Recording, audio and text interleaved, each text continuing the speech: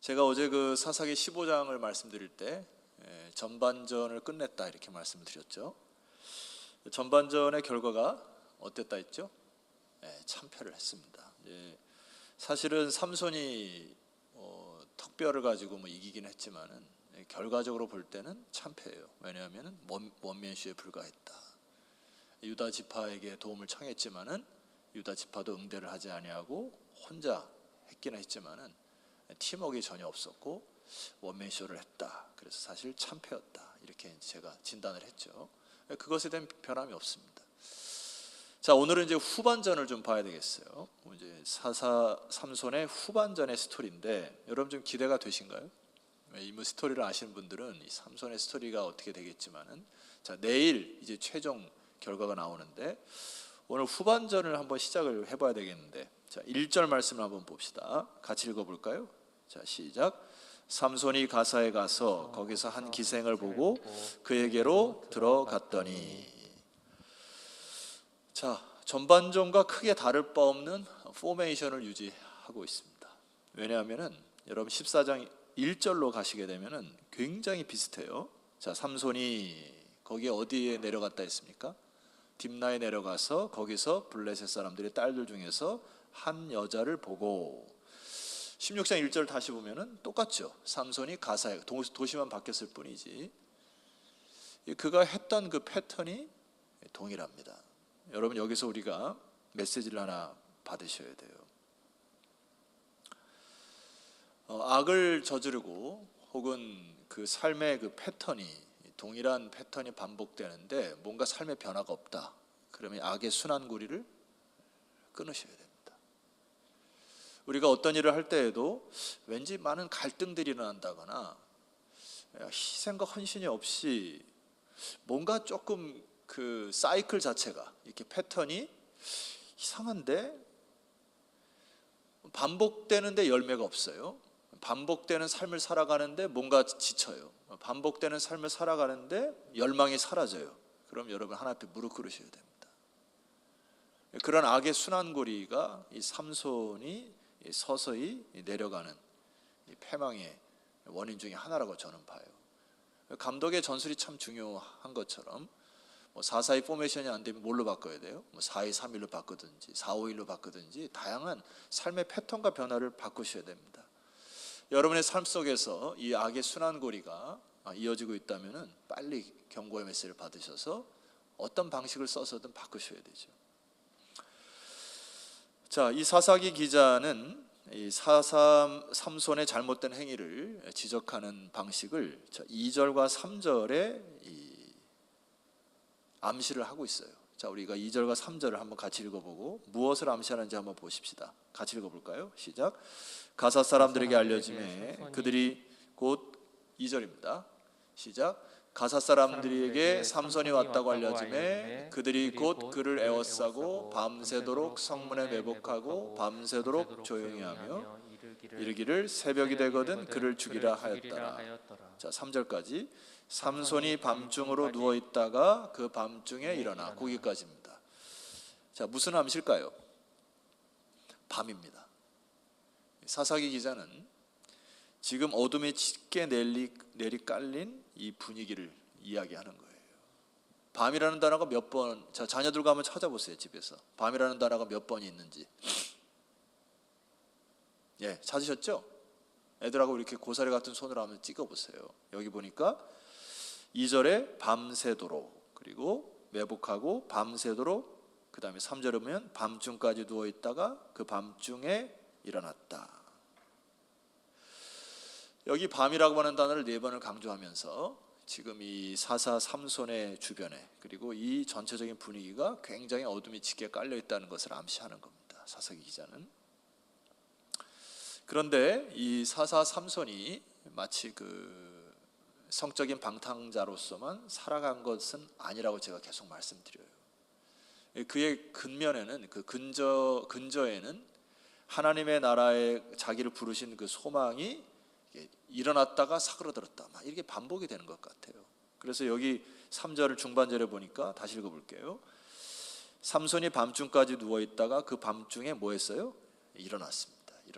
이러면 안 되겠다. 네? 그 하나님의 주신 소명을 붙들고 일어난 거죠. 그래서 아주 독특한 일을 합니다. 볼펜이 갖고 계신 분은 이제 제가 줄 글하는 데를 두 군데를 그셔야 됩니다. 자, 하반절을 제가 읽을게요. 저기 노란 줄인데 성문짝들과 두 문설주 문빗장을 빼어, 여기에 줄을 그셔야 될 것이 성문짝, 여기를 줄을 짝 그시고 그것을 모두 어깨에 메고 헤브론 앞산 꼭대기, 헤브론 앞산 꼭대기에 줄을 딱 끄세요. 아주 독특한 일을 행하죠. 이 가사의 이 성문짝을 도대체 왜 뗐을까? 소위 우리가 집에 들어가면 요즘에는 좀 잘 몰라요. 아파트에 많이 살기 때문에.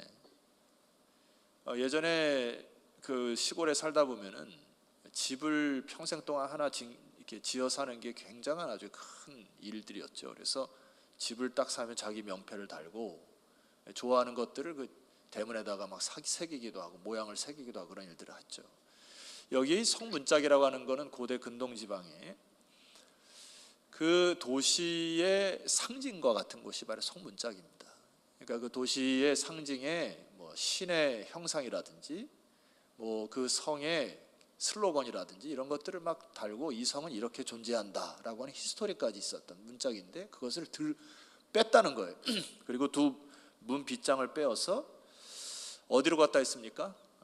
헤브론 산 앞산 꼭대기까지 갔어요. 여러분 왜 이런 짓을 했을까요? 그림을 잠깐 보면은 저기 가사에서 그 헤브론 이 산악 지역인데 산악 지역까지 직선 거리가 한 60km예요. 그리고 약간 이렇게 꼬불꼬불 돌아가면 한 80km 정도 됩니다. 굉장히 긴 거리죠.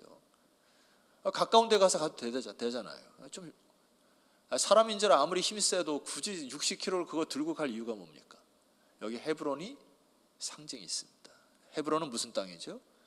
막벨라굴, 아브라함, 이삭, 야곱, 요셉으로 이어지는 거기에 선조들의 유골이 있는 곳이 바로 이 헤브론입니다. 삼손의 마음속에 뭐가 있을까요? 이제 가사와 이 블레셋 지방에 있었던 이 모든 일들을 이제 하나님의 언약의 도시에다가 그 문빗장을 걸어둠으로 인하여서 이것은 하나의 승리의 퍼포먼스, 상징인 것이에요. 이제 너희들은 다 끝났다라고 하는 메시지고 이제 하나님의 언약이 나를 통하여서 이어질 것이다라고 하는 선전포고와 같습니다.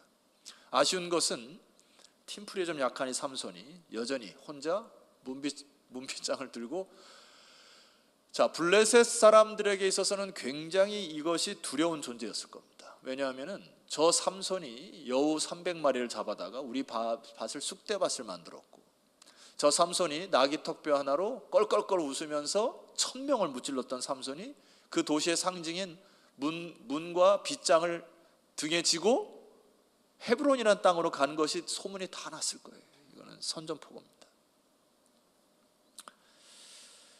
자, 여러분, 여기 헤브론이라는 단어를 통해서 제가 잠시 여러분에게 말씀드리고자 하는 것은 우리가 일생을 살아가면서 많은 일들이 꼬이고 어려울 때 자기만의 시간과 공간, 장소가 필요합니다.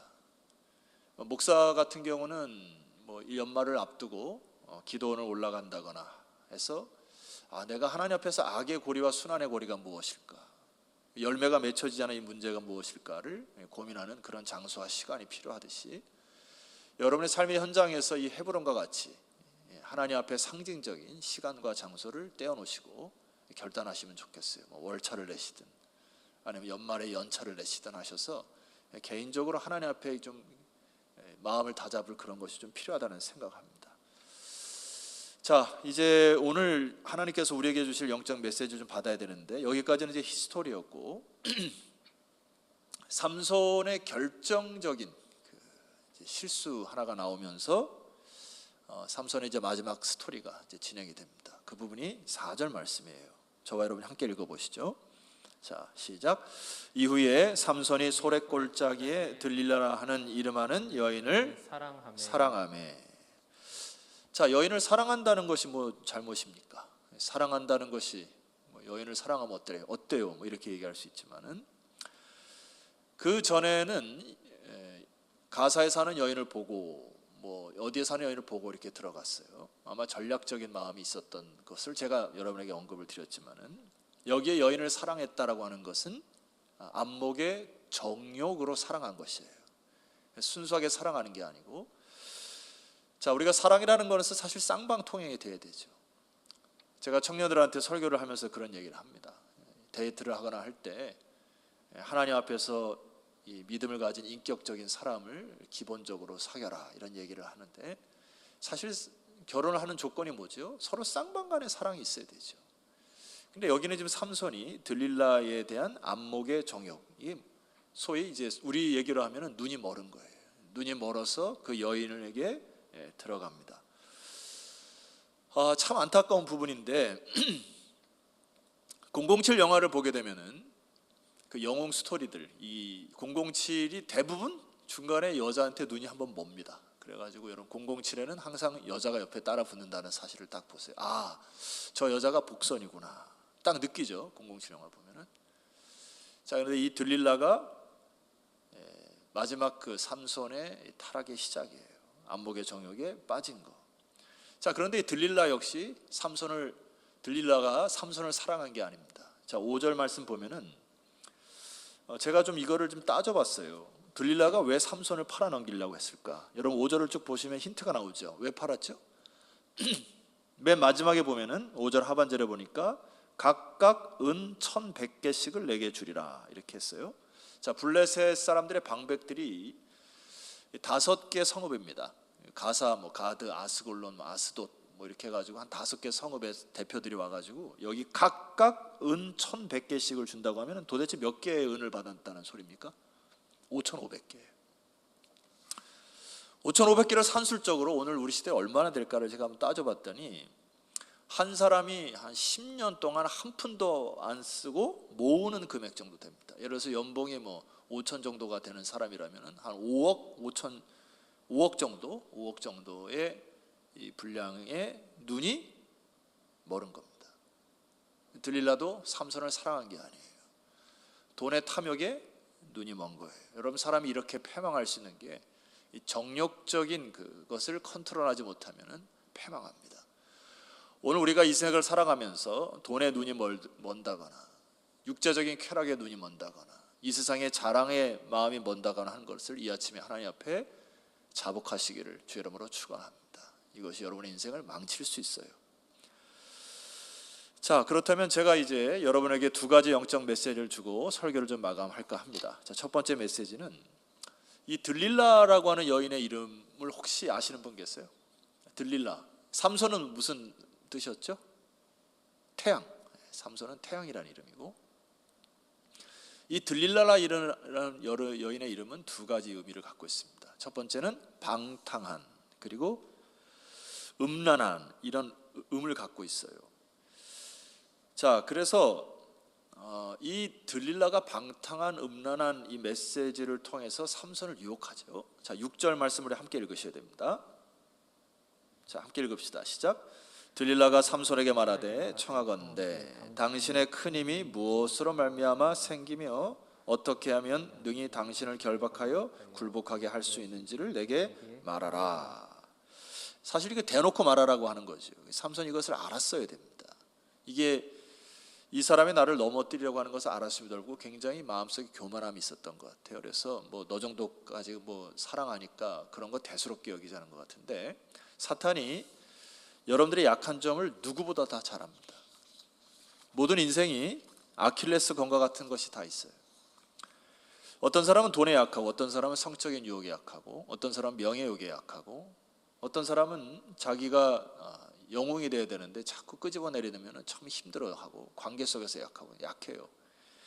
이 들릴라가 자기의 미의 유혹으로 삼손을 유혹할 때 경계를 했어야 됩니다. 여러분, 아킬레스건 같은 것들 사단이 너무 잘하기 때문에 때로는 약하게 여러분을 유혹하기도 하고 대놓고 유혹하기도 합니다. 그럴 때 기도하셔야 돼요. 자, 여기서 우리가 마음을 다잡고 선포를 좀 하셔야 될 메시지가 있어요. 각 가정에서 고린도후서 6장 14절 18절을 다 펴세요. 자, 이것은 오늘 우리 마음속에 신비에 새기셔야 됩니다. 자녀들과 함께 고린도후서 14장 18절을 다 찾으셔서 볼펜을 갖고 따라오시면서 줄을 빡빡 그셔야 돼요. 자, 사단이 많은 유혹을 하고 우리에게 도전을 하는데 우리가 이제 마음속에 크게 선포를 해야 될 말씀이 있는 겁니다. 자, 어찌라고 하는 단어를 기억하시면서 거기는 큰 소리로 선포하고 따라오셔야 돼요. 제가 읽습니다. 찾으셨죠? 각 가정에서. 너희는 믿지 않은 자와 멍에를 같이 하지 말라.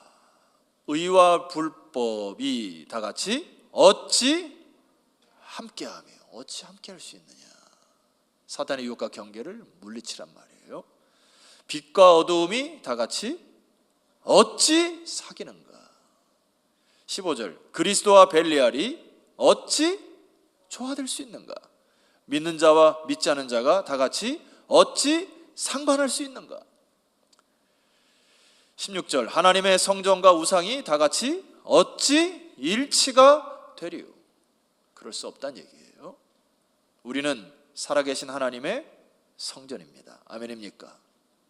이와 같이 하나님께서 가라사대 이르시되 내가 저희 가운데 거하며 두루 행하여 나는 너희 하나님이 되고 너희는 나의 백성이 되리라 하셨느니라. 17절 자, 함께 선포합니다. 시작. 그러므로 너희는 그들 중에서 나와서 따로 있고 부정한 것을 만지지 말라. 내가 너희를 영접하여. 자, 18절 함께 읽습니다. 너희에게 아버지가 되고 너희는 내게 자녀가 되리라. 전능하신 주의 말씀이니라 하셨느니라. 하나님과의 관계를 회복해야 이 유혹을 이길 수 있다. 성경의 메시지입니다. 자, 마지막으로 하나만 여러분에게 말씀을 드릴게요. 이 들릴라라는 여인의 이름은 그 방탕한 음란한의 이름이 있지만은 이제 아람어로 이 드라고 하는 것의 이제 접두사와 이 뒤에 예릴라라고 하는 그 히브리어 단어가 이렇게 합치게 되면은 이것의 뜻이 정확한 뜻의 이름은 정확한 뜻의 이름이 밤의 여인이라고 하는 이름입니다. 참 놀랍죠. 밤의 여인이다. 자, 지금 우리가 3절에도 보니까 밤중에 계속해서 어두움을 이렇게 쭉 나타냅니다. 자, 다시 한번. 삼손의 이름 뭐라고 했죠? 태양입니다. 태양과 밤이 어떻게 같이 조화를 이룰 수 있습니까? 위치가 다른 거예요. 지위가. 태양이 뜨면 밤은 사라지는데 지금 밤과 태양기, 빛이 함께 존재하고 있는 것을 사사기 기자는 꼬집고 있어요. 여러분, 들릴라의 품에 있어야 할 위치가 아닙니다. 삼손의 위치는. 우리가 오늘 자기가 멋대로 정하고 원맨쇼를 하고 자기 멋대로 생각하여 아무데나 하나님 백성들이 가서 자리하고 그쪽에서 또아리를 틀고 하는 것 위험합니다. 자, 성경에서 교만이라고 하는 것을 이렇게 얘기해요. 화면을 보시면요, 유다서 1장 16절 말씀 보니까 타락한 천사의 얘기를 이렇게 얘기합니다. 제가 읽어드릴게요. 또 자기 지위를 뭐하지 아니하고 지키지 아니하고 자기 처소를 떠난 천사들을 큰 날의 심판까지 영원한 결박으로 흑암에 가두셨다. 타락한 천사들의 교만함이 뭐죠? 자기의 지위를 떠나버린 겁니다. 천사는 천사의 위치가 있는 거예요. 자, 오늘날 우리가 좀 교훈을 받으셔야 될 것이 있습니다. 삼손의 마음에 거의 패망의 이 후반전도 지금 맥을 못 추고 있는데, 맥을 못 추는 가장 큰 원인 중에 하나는 교만이라는 생각이 듭니다. 굉장히 교만했어요. 자기 혼자 할 때 모든 것이 다 잘 됐습니다. 혼자 생각하고 혼자 판단하고 주변 사람들은 상관이 없는 거예요. 교만하다 보니까 자기 위치를 떠납니다. 사사의 지위를, 하나님께서 허락하신 그 지위를. 여러분, 겸손이라는 게 뭐예요? 자기의 지위를 지키는 겁니다. 아빠는 아빠의 위치를, 가장의 위치를, 엄마는 엄마의 위치를, 아빠 엄마들 아멘 하셔야죠. 자녀들은 자녀의 위치를, 직분들은 직분의 위치를, 하나님께서 여러분 교회에 직분을 허락하셨다면 자기 지위를 지키는 것입니다. 그것이 겸손이에요. 교만은 패망의 선봉입니다. 하나님께서 어련히 알아서 여러분 직분 맡기시고 어련히 알아서 하나님께서 각자의 지위를 주셨을까요? 어떻게 우리가 이 악한 고리를 끊을 수 있습니까? 처음에 말씀드렸죠. 삼손이 계속해서 사사의 존재를, 이게 접속됐다가 끊어졌다가, 사사의 위치를 했다가 무너졌다가 막 이렇게 반복이 돼요. 어떻게 악의 고리를 끊을 수 있을까요? 자, 여러분 마지막 우리 말씀 선포하고 찬양하려고 합니다. 화면을 보세요. 빌립보서 2장 5절에서 8절까지 말씀 역시 마음속에 좀 새겼으면 좋겠습니다. 함께 선포합시다. 시작. 너희 안에 이 마음을 품으라. 곧 그리스도 예수의 마음이니. 자, 그리스도 예수의 마음이 어떤 마음이냐면은 제가 읽어드릴게요. 그는 근본 하나님의 본체이시지만은 하나님과 동등됨을 취할 것으로 어떻게 하지 아니하셨다고요? 여기지 아니하셨다. 이게 겸손이에요. 내가 어떤 부분에서 대접받을 만한 자격이 있다. 나의 위치는 이 정도의 위치면은 뭐 섬김받을 자격이 있다. 이거를 그렇게 여기지 아니하셨다. 겸손입니다. 그 다음 오히려 자기를 비워 종의 형체를 가지셨다.